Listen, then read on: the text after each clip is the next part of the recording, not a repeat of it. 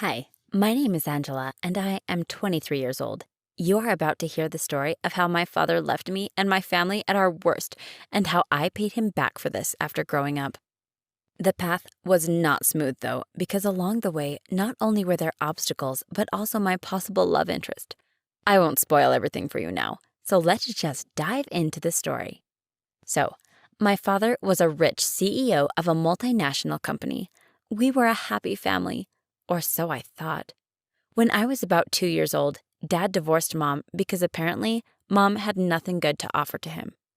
This was all happening suddenly because he had met another rich CEO woman of whom he wanted to merge his company to increase his profits. In other words, money mattered more to him than his wife and daughter. My mom had not received any formal education, hence she couldn't get a job. She resorted to manual labor and earned minimum wages to keep us alive. I was very young, so I don't really remember much, but I do know for a fact that my mom really went through a lot. If it was not for her, I wouldn't have been standing here today. Poverty and starvation would have caught up to me long ago. The terrible reality was that to take care of me, Mom ignored her own health and her own needs. Many times, she went without eating just so I was well fed. I had no idea that she was suffering to do all this for me. She was severely ill, yet she ignored it and kept working and doing things for me, from sending me to school to providing me with all kinds of resources. It was only by the time I was in college that I found out about Mom's illness. Her health had visibly deteriorated and she had to be hospitalized. The doctors declared that they could do nothing to save her now, since she had been careless about it for too long and made it worse, and within a few months, Mom left me forever. The day my mom left me was the day when I cried for the second time in my life. The first time was when I was 2 and saw Dad leaving with another woman.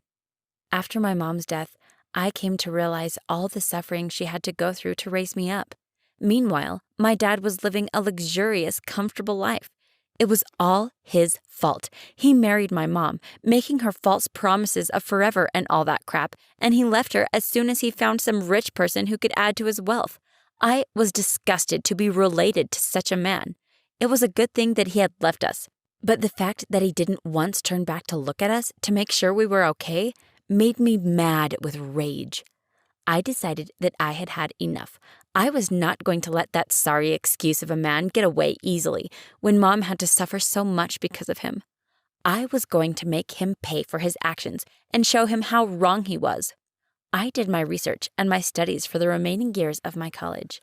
As soon as I graduated, the first thing I did was apply for a job at my father's company.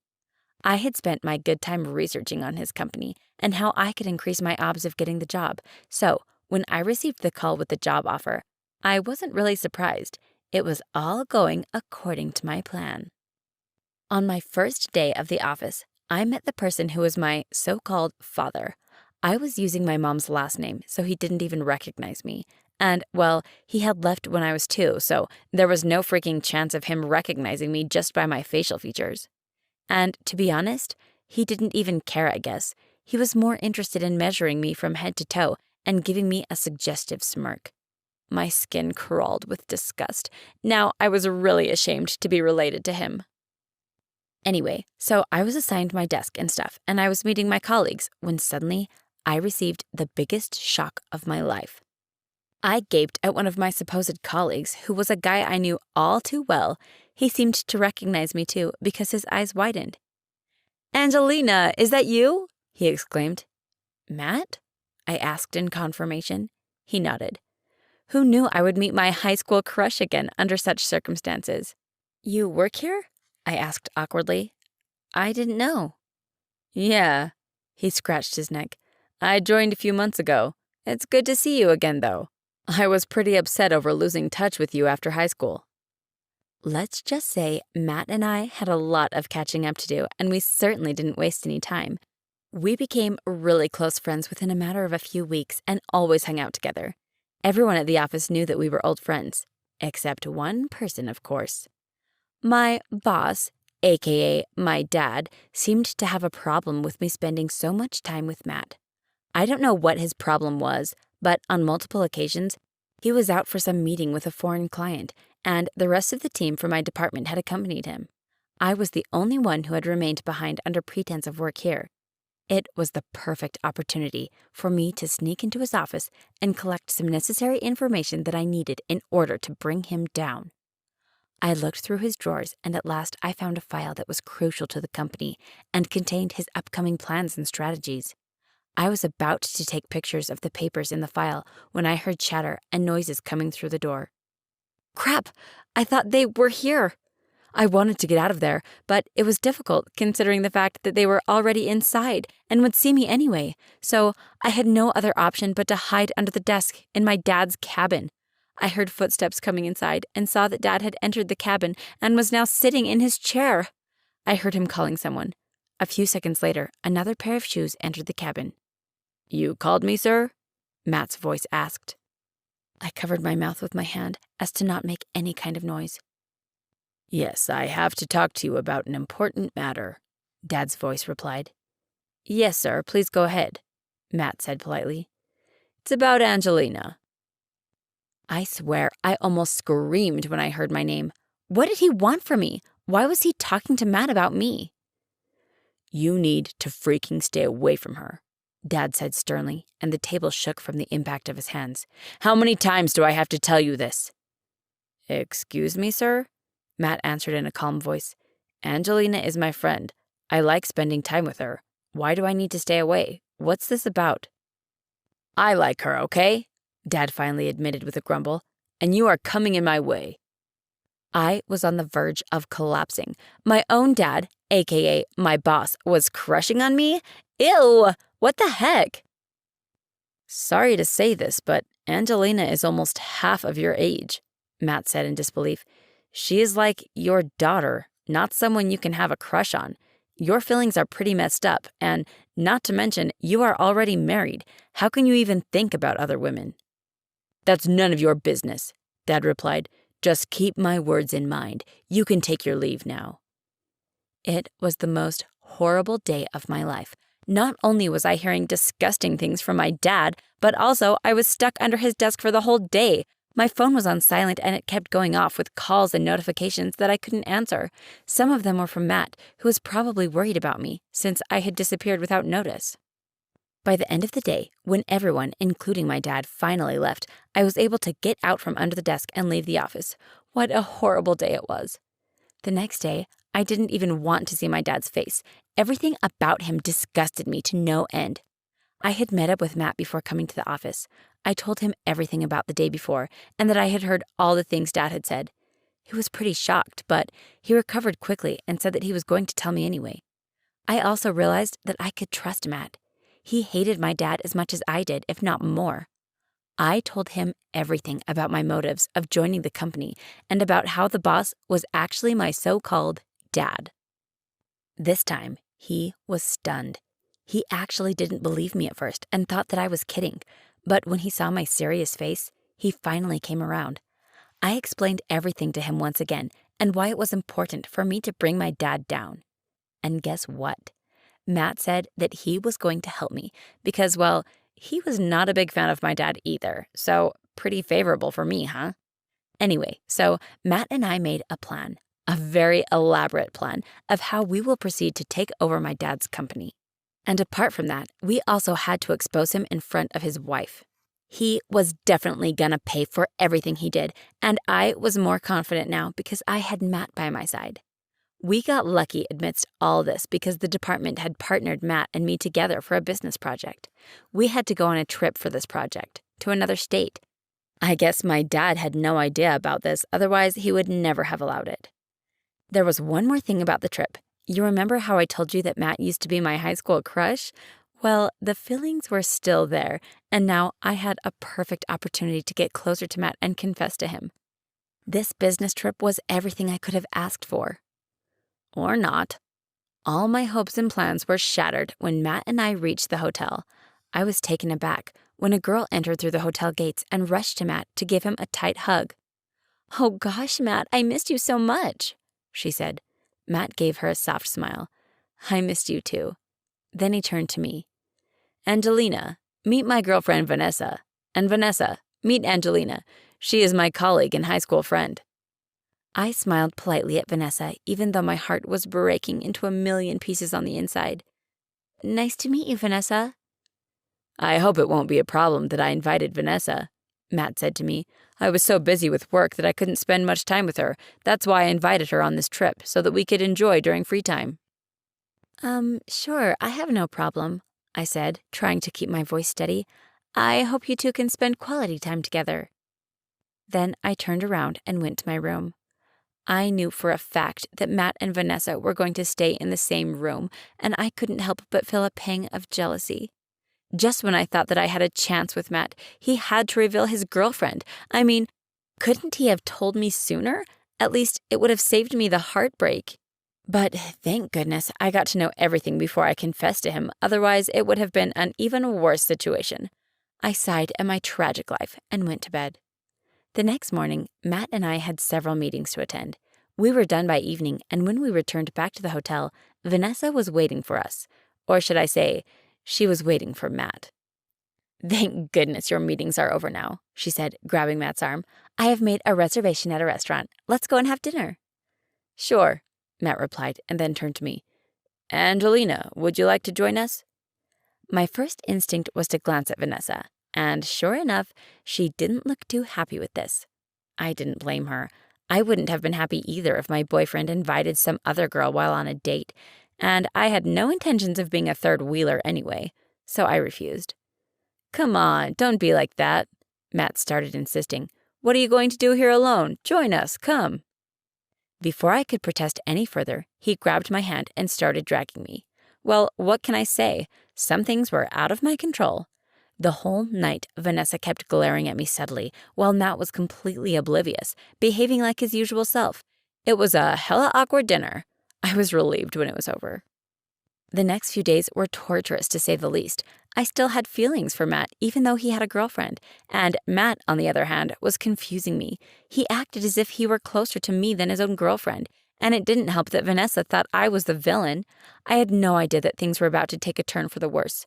A few days into the trip, we received the news that there was some kind of problem, because of which all the flights and public transportations were canceled. Everyone was stuck wherever they were, meaning that Matt and I were stuck in the hotel. Our flights had been canceled too. There was no other option. I was really dejected because I was so not looking forward to spending time with my crush and his girlfriend. Matt came to my room one morning, taking me by surprise. I wanted to talk to you about something, he started. We don't know when we will be able to get out of here, so why not utilize our time?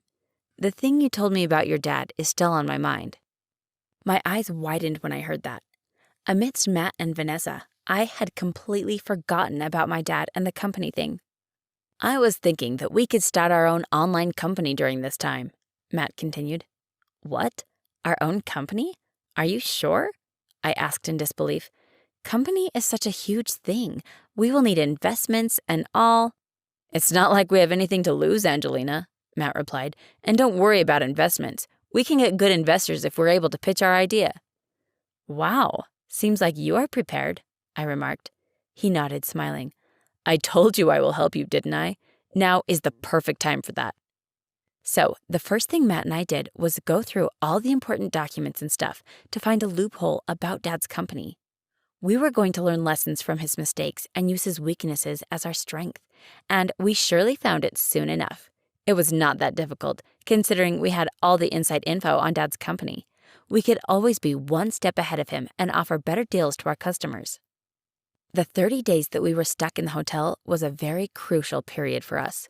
We started a company during that, which I never thought was possible, and our plan was running very smoothly.